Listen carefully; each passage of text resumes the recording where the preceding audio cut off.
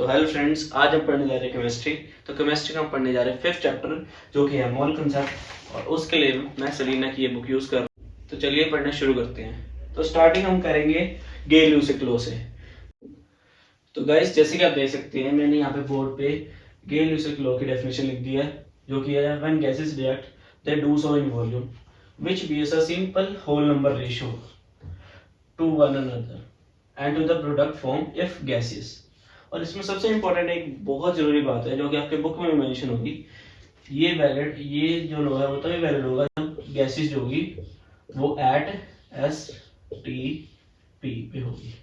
S T P का मतलब है सेम टेम्परेचर प्रेशर कंडीशन पे। जब टेम्परेचर प्रेशर और एनी अदर फिजिकल कंडीशन जब रिमेन सेम होगी, रिमेन्स अनचेंज होगी, जो भी आप कह सकते हो, जब वो सेम रहेंगी तभी लॉ जो है वो वैलिड होगा। तो हम एग्जांपल लेते हैं H2O का। अगर हम H2O को क्लोरीन के साथ मिलाते हैं तो हमें पता है कि हमें HCl मिलता है। तो क्लोरीन भी हमारे पास गैस है, हाइड्रोजन भी हमारे पास गैस है, और अगर HCl हमारे पास गैस की फॉर्म में आता है, लिक्विड की फॉर्म में भी आता है, और इसमें हम गैस की फॉर्म में लेंगे। बैलेंस कर देते हैं और ये हमारा हो गया, बैलेंस हो गया। ठीक है। तो सबसे पहले गेल-ल्यूसिक लॉ में क्या कहता है, when gases react they do so in volume. मतलब कोई भी गैस रिएक्ट करती है तो वो सिर्फ वॉल्यूम में रिएक्ट करती है। मतलब यहाँ पे 1 लिखा हुआ है तो ये 1 वॉल्यूम में रिएक्ट करेगी, इसके आगे 1 लिखा हुआ है तो ये भी 1 वॉल्यूम में रिएक्ट करेगी, और इसके आगे 2 लिखा हुआ तो ये 2 वॉल्यूम्स में रिएक्ट करेगी।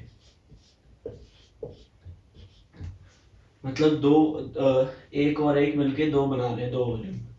तो इसका मतलब ये है कि अगर 10 ml गैस है और यहाँ पे भी 10 ml गैस है, तो ये 10 ml और ये 10 ml बनाएगी 2 वॉल्यूम। 2 है तो इसको हम 2 से मल्टीप्लाई कर देंगे, जो भी हो जाएगा 20 ml।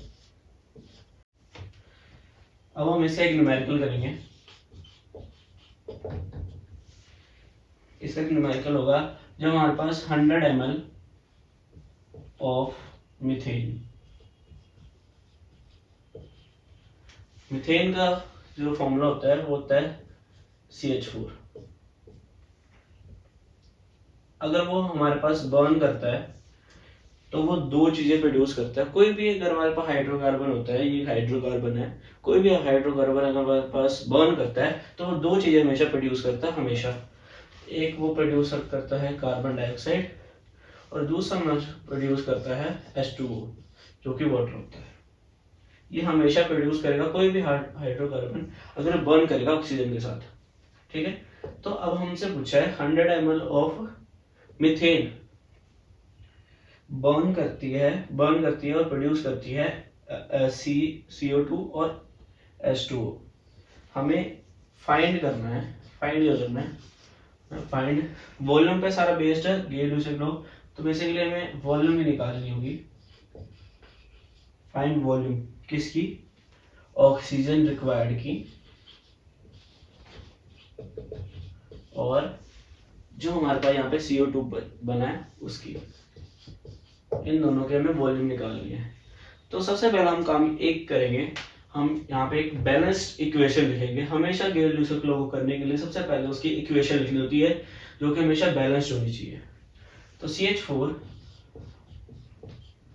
हमारे पास बर्न करेगा ऑक्सीजन के साथ, क्या प्रोड्यूस करेगा, CO2 प्लस H2। ये हमारे पास प्रोड्यूस करेगा, और उसके साथ एक और चीज प्रोड्यूस करेगा जो कि है हीट, क्योंकि एक्सोथर्मिक की रिएक्शन है तो हीट भी निकलेगी। तो सबसे पहले इसकी बैलेंसिंग कर लेंगे। तो इसको बैलेंस करेंगे तो यहाँ पे 2 आ जाएगा, फिर यहाँ पे 2 आया तो यहाँ पे 2 आएगा। तो ये हमारे पास बैलेंस हो चुकी है, देख लो। C के 1 है, H के 4, O के 4, 2, 2, 4 बैलेंस हो चुकी है हमारी इक्वेशन।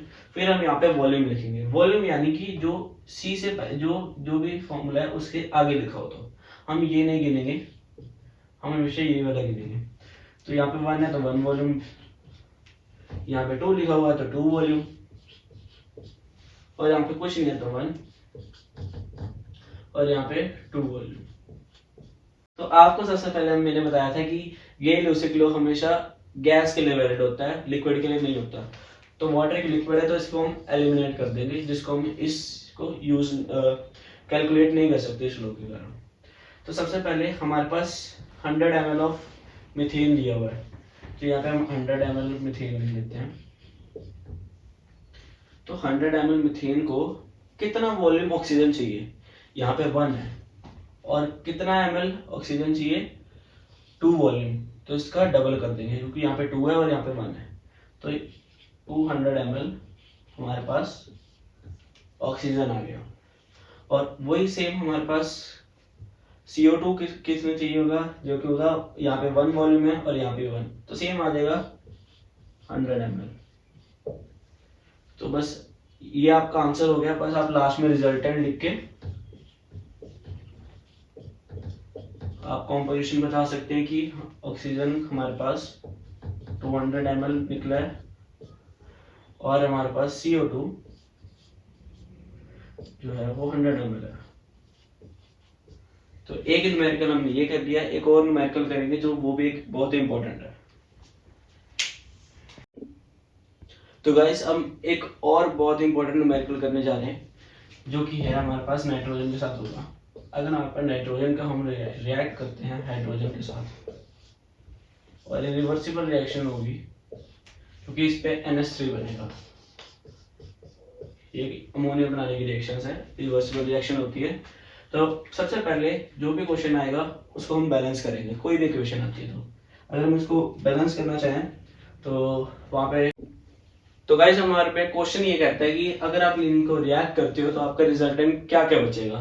तो इसलिए क्वेश्चन में हमें 2 की कॉम्पोजिशन दी हुई है जो कि हमें नाइट्रोजन और हाइड्रोजन की दी है, दोनों की हमें 60 ml दी हुई है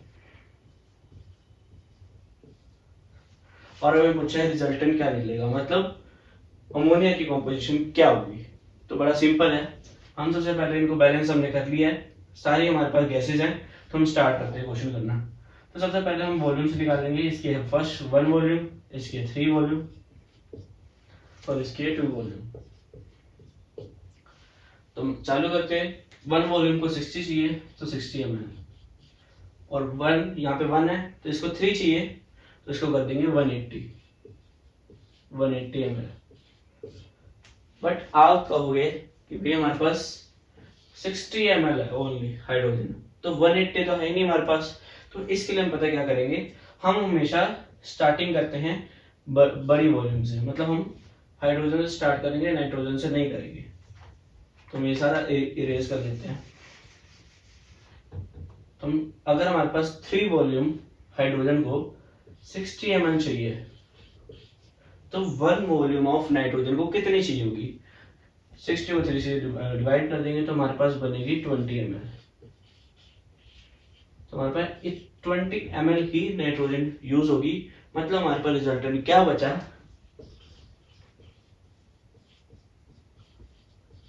रिजल्टेंट हमारे पास 60 - 20 40 ml ऑफ हमारे पास नाइट्रोजन बची। और दूसरा हमारे पास क्या बचेगा, अमोनिया। अमोनिया की यहाँ पे 2 वॉल्यूम है, यहाँ पे 1 वॉल्यूम है, 2 को 20 को 2 से मल्टीप्लाई कर दो 40 ml। तो हमारे पास रिजल्टेंट क्या क्या बचा, 40 ml ऑफ हमारे पास नाइट्रोजन बच गई और हमारे पास 40 ml of ammonia gas produce होगी, 40 ml ऑफ अमोनिया गैस। तो हमारे साथ ये क्वेश्चन हमारा यही खत्म होता है। ये क्वेश्चन बोर्ड्स के कंपैरेटिवली इंपॉर्टेंट था, तो इस क्वेश्चन को एक बार और रिवाइज करना बंद कर। तो गाइस ये एक बहुत इंपॉर्टेंट बोर्ड का क्वेश्चन है जो कि 2015 में आया था। तो गाइस एक बार क्वेश्चन पढ़ के सुना देता हूं आपको। अगर हम 6 लीटर ऑफ हाइड्रोजन और 4 लीटर्स ऑफ क्लोरीन को अगर हम मिक्स करते हैं और उसको बाद में हम वाटर में ऐड करते हैं तो उस गैस का वॉल्यूम बताएं। अगर आप क्वेश्चन का सोल्यूशन नहीं कर पाते तो प्लीज मेरे को डीएम करें या कमेंट करें इस वीडियो में, आपको अगली वीडियो में इसका सोल्यूशन मिल जाएगा।